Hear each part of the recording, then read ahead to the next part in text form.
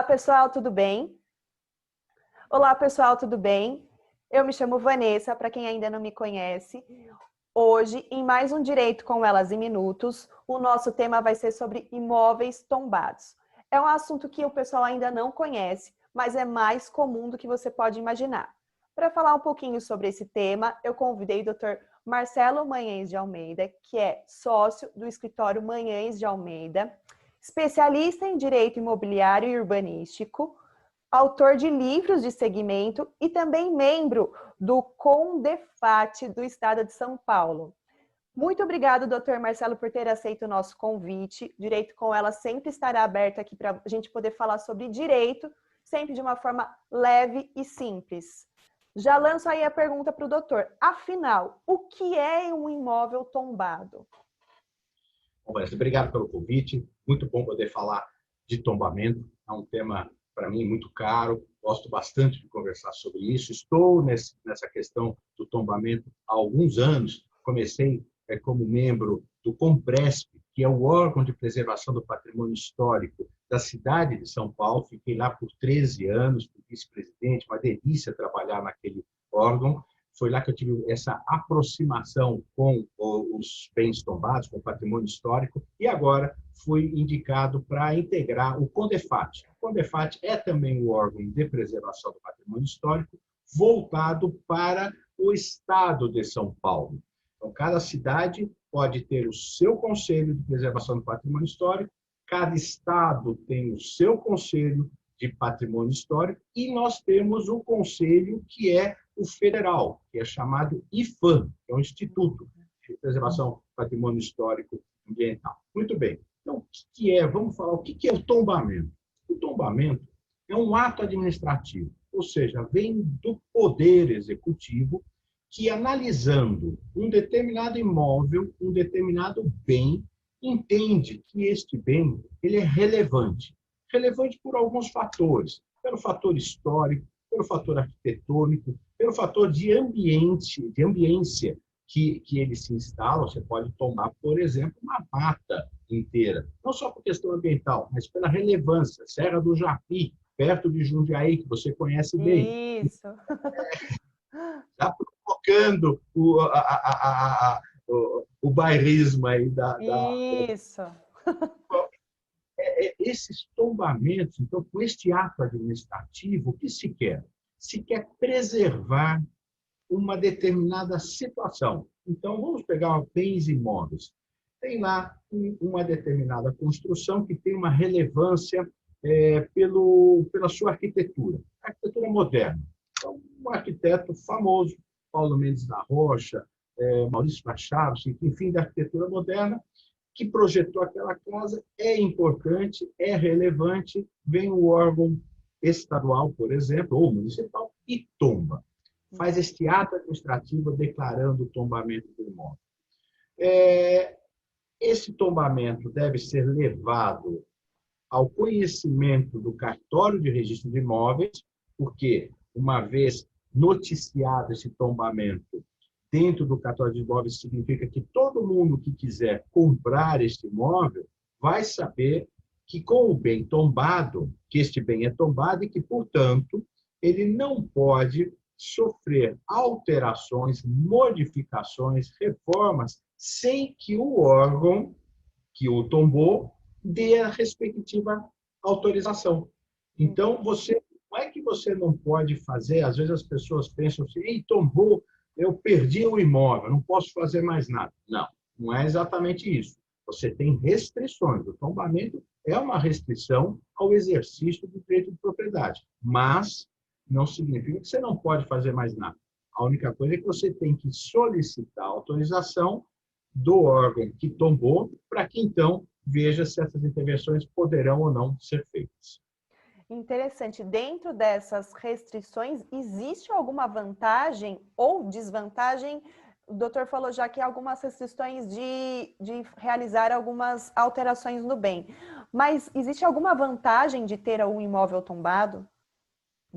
Olha, veja só, Vanessa, eu não sei se isso a gente pode considerar como uma vantagem. Para alguns locais, por exemplo, um imóvel tombado e uma pessoa que queira fazer um restaurante, uma livraria, alguma coisa conjugada com uma questão cultural, um espaço de encontro, não tem dúvida. Na hora que você tem ali se instalando num ambiente tombado, você agrega toda essa questão histórica e da relevância do prédio. Então, olha, se eu quero falar de cultura, se eu quero montar uma livraria, quero montar junto um ambiente de alimentação e viver um pouco essa coisa da cultura, dentro de um prédio tombado, agrega, não tem Com dúvida. certeza. Não é? Por outro lado, traz essa questão das restrições. Você não pode sair quebrando tudo dentro a seu bel prazer. Não é isso. Tem que pedir as autorizações e fazer os ajustes. Por exemplo, tanto pode fazer alterações que você tem o dever, você que tem um imóvel tombado e vai, por exemplo, atender público, né, for aberto ao público esse imóvel, tem que tem que atender às regras de acessibilidade. Então, o imóvel não fica engessado, ele tem que se submeter, por exemplo, às regras de segurança e às regras de acessibilidade. Então, algumas reformas você pode fazer. Então, eu não diria que isso vamos dizer, pode ser uma vantagem? Pode se classificar como uma vantagem, por exemplo, esse exemplo que eu dei de se instalar no imóvel tombado, alguém que queira ter uma atividade cultural. Outra coisa que pode ser considerada, não é exatamente uma vantagem, mas é uma contrapartida. É o seguinte, aqui na cidade de São Paulo, e em outras cidades tem também isso, é um instituto chamado TDC, Transferência do Direito de Construir. Você consegue vender o potencial construtivo deste imóvel para algum empreendedor imobiliário. Porque como você não vai poder demolir o imóvel e construir um prédio, por exemplo, neste terreno, porque está tombado, a casa está tombada, muito bem, mas ele tinha um potencial para poder construir ali. Então, você pode vender esse potencial. Por isso, você transfere o direito de construir. E os recursos que você consegue ter com esse TDC, você pode aplicar, e deve inicialmente aplicar no imóvel para restaurá-lo, e se sobrar dinheiro, o dinheiro é seu. Então, também é uma contrapartida pelo fato do Estado ter decretado o tombamento desse imóvel. Sim, interessante. Mas, doutor, se acontece de uma pessoa fazer alguma alteração sem autorização do órgão competente, existe alguma penalidade? Existe. Existe em São Paulo, mas e aí as penalidades que existem, elas variam de acordo com cada legislação. Como eu disse, cada município pode constituir o seu Conselho de Preservação do Patrimônio, o seu órgão de preservação do patrimônio histórico, e dentro da legislação específica, ele estabelece as penalidades para isso, assim como acontece no Estado e como acontece já na lei federal que trata do desrespeito às regras de tombamento. Então, caso a caso, legislação por legislação, estabelece essas penalidades. As penalidades podem ser de ordem financeira, então aplicação de multa pecuniária, mas também de restrições de direito. Por exemplo, limitar o número. Se você tinha um determinado potencial construtivo naquele imóvel, ele pode deixar de ter. Então, não só a pessoa tem que pagar uma multa, como aquele direito que ela tinha de construir X vezes aquele imóvel, ela pode perder. Então, tem várias fórmulas e formas de penalizar a pessoa que pratica atos contrários ao patrimônio tombado. Uhum. E são graduados, tá? Tem uma graduação. O fato de você, por exemplo, fazer uma reforma sem prévia autorização, mas é uma reforma pequena, foi uma substituição de algum piso que estava danificado, questão de banheiros e tal, mas que não era nada que atingisse radicalmente o bem tombado. Então, nessa situação, a penalidade é pequena, mas alguma multa realmente vai sofrer esse proprietário. Sim, até pensando aqui como a multa não vai substituir a grandeza da história daquele imóvel, porque ele destrói. Ele não vai poder construir de novo para poder se eximir da multa, porque a história foi acabada. É mais ou menos isso, né, doutor? Exatamente, você pegou o espírito da questão. Uhum. Não se trata assim, porque senão ó, tem algumas pessoas que dizem assim, puxa vida, o terreno, pela sua localização, é tão valorizado, é tão caro, que eu posso até destruir este imóvel que está tombado, porque eu vou vender o terreno por um preço muito maior do que o que eu vou pagar de multa. Então, eu pago a multa e vendo o terreno. Não, por isso que também não só tem a multa, como tem esses outros tipos de penalidade, como, por exemplo, impedir a construção uma nova edificação nesse terreno, justamente para não viabilizar esse tipo de conduta que é absolutamente repugnante, não pode ser aceito. Teve uma situação, até fugindo um pouquinho da pauta, mas eu acho que é interessante falar um caso prático, na casa dos Matarazzo, na cidade de São Paulo. Não foi ali que foi construído um shopping? Aquela casa tinha algum tombamento? Poderia acontecer isso, doutor? Tem uma história bem interessante desse caso, porque veio na gestão da então prefeita Luiza Erundina, e ela teria decretado ali a sua intenção de tombar aquele imóvel, que era a casa da mansão Matarazzo, e, óbvio, pela tradição da família Matarazzo, de grandes empreendedores, de desenvolver a cidade de São Paulo, ter trazido uma forma de gestão industrial verticalizada, enfim, todas as qualidades que justificariam, então, o tombamento, não só pela qualidade ou não qualidade da construção, mas pelo significado que tinha essa casa na Avenida Paulista, que também é simbólica, icônica, a Avenida Paulista, Casa Matarazzo. Então, a Luiza Erundina pretendeu fazer esse tombamento. Aí, e ali ia ser transformado, salvo engano, Casa do Trabalhador, era esse o nome, se eu não me equivoco. Aí houve uma discussão sobre o mérito do tombamento, entraram com uma ação judicial, enfim, não se consolidou esse tombamento.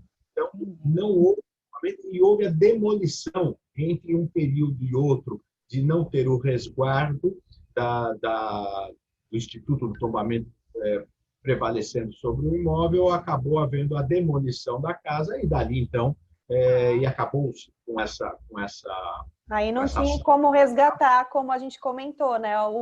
A história já tinha sido acabada. E aí daí liberou para poder fazer. Não teria nem... E pode ser vendido um imóvel tombado? Muita gente pergunta, pode, não pode? Pode. Salvo algumas exceções onde se estabelece direito de preferência, preempção para o Estado ou para o município, salvo as exceções, aí, de regra, o imóvel fica livremente, não tem nenhum gravame nesse sentido de vender. O imóvel pode ser vendido, alugado, vendido, dado em garantia, sem problema nenhum. E para finalizar, uma pessoa tem interesse, né, apesar das restrições que existem, mas até pelo cunho de valorização histórica, ela pode iniciar um processo de tombamento? Como que ela faz isso? Como que ela inicia? Perfeito. Porque, assim, como é que nasce o processo de tombamento? Ele nasce por provocação de qualquer um de nós, qualquer pessoa, do cidadão, que entenda que um determinado imóvel tenha relevância, ele produz algum material básico, historiando do que se trata aquele bem, apresenta junto ao órgão, propondo a abertura de um processo de tombamento. Aí, dentro deste órgão, vai ter a equipe técnica que vai analisar se realmente aqueles instrumentos, aquelas informações preliminares, agregadas em mais uma ou outra informação que o próprio órgão de preservação já tem em relação ao imóvel trazido para análise, ele sugere, recomenda a abertura do processo de tombamento, encaminha esse processo, então, ao Conselho. Aqui em São Paulo, como eu disse, é o Compresp, é um órgão que é composto por 9 conselheiros. Então, esses 9 conselheiros, analisando esse estudo preliminar, pode deliberar, através daquilo que nós chamamos de resolução, ele pode deliberar a abertura do processo de tombamento.